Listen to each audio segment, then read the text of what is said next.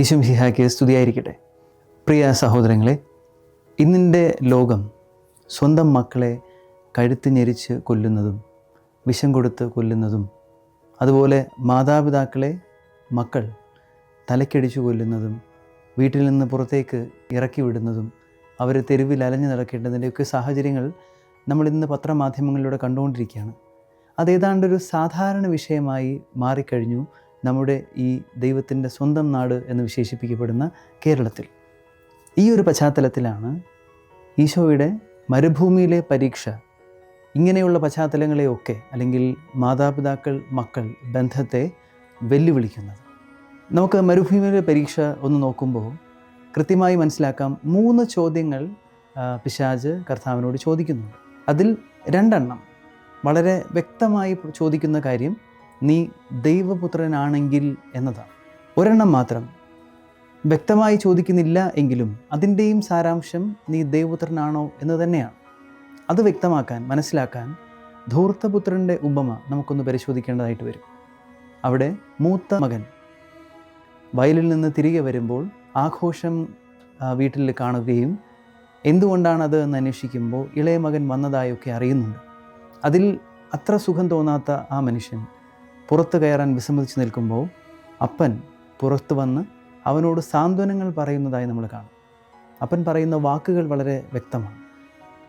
പറയുന്നത് ഇങ്ങനെയാണ്: നീ എൻ്റെ കൂടെ എപ്പോഴും ഉണ്ട്, എനിക്കുള്ളതെല്ലാം നിൻ്റെതാണ്.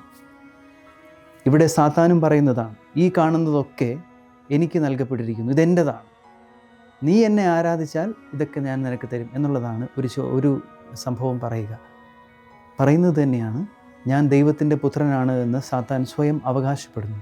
അതിൻ്റെ അർത്ഥം കർത്താവ് ദൈവപുത്രനാണോ എന്ന് അവിടത്തേക്ക് ബോധ്യമുണ്ടോ എന്ന് തന്നെയാണ് അവിടത്തെയും ചോദ്യം. അങ്ങനെ ഈ 3 ചോദ്യങ്ങളുടെയും ആശയം എന്ന് പറയുന്നത് നീ ദൈവപുത്രനാണോ എന്നതാണ്.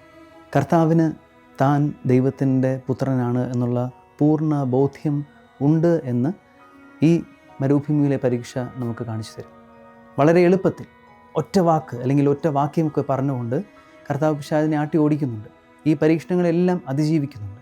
പരീക്ഷണങ്ങളെ ജീവിതത്തിൽ അതിജീവിക്കാനുള്ള ഏറ്റവും പ്രധാനപ്പെട്ട ആയുധം എന്ന് പറയുന്നത് ഈ ദൈവമകൻ, ദൈവത്തിൻ്റെ മകൾ എന്ന നമ്മുടെ അവബോധമാണ്.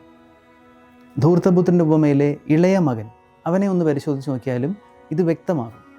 അവൻ ആദ്യം അപ്പൻ്റെ മകൻ എന്ന അവബോധത്തിൽ വളരുന്നുണ്ടായിരുന്നു. അതിലൊരു സംശയമൊന്നും അവനുണ്ടായിരുന്നില്ല. എവിടെയോ വെച്ച്, ജീവിതത്തിൻ്റെ ഏതോ ഒരു സാഹചര്യത്തിൽ വെച്ച് അതിൽ കോട്ടം തട്ടുകയും അവൻ വീട് വിട്ട് പുറത്തു പോവുകയും ചെയ്യുന്നു. അങ്ങനെ തോന്നിയതുപോലേക്ക് ജീവിച്ച് ഒടുവിൽ പന്നിക്കുഴിയിലെത്തിയപ്പോൾ അവന് ബോധമുണ്ടായി എന്നാണ് പറയുക. ബോധമുണ്ടായി. അപ്പോഴുള്ള വചനഭാഗം, ബൈബിളിലെ ആ വാക്യം നമ്മൾ വായിക്കുമ്പോൾ മനസ്സിലാവും, എൻ്റെ അപ്പൻ്റെ വീട്ടിൽ, എൻ്റെ പിതാവിൻ്റെ ഭവനത്തിൽ അനേകം പേർ സുഭിക്ഷമായി കഴിക്കുന്നു എന്നതാണ് അവൻ്റെ മനസ്സിലേക്ക് വന്ന വാചകം. അപ്പൻ, പിതാവ്. അത്രയും നാൾ മകൻ ആണ് അപ്പനാണ് എന്ന് പറയുന്ന ആ ബന്ധത്തിൽ വന്ന ബുദ്ധിമുട്ട് അവൻ തിരിച്ചറിയുന്നു. എവിടെയായിരുന്നു, ഇന്നവൻ എങ്ങനെയാണ് എന്നുള്ള തിരിച്ചറിവ് വന്നപ്പോൾ അപ്പൻ്റെ മുഖം ഓർമ്മ വന്നു. അവൻ മകനാണെന്നുള്ള ബോധ്യം വീണ്ടും ഹൃദയത്തിൽ തെളിഞ്ഞു വരുന്നു. അവൻ പതിയെ വീട്ടിലേക്ക് നടന്നെടുക്കുന്നു. പ്രിയമുള്ളവരെ, നമ്മുടെ ജീവിതത്തിലും ഇതുപോലെ പ്രലോഭനങ്ങൾ ഉണ്ടാകും.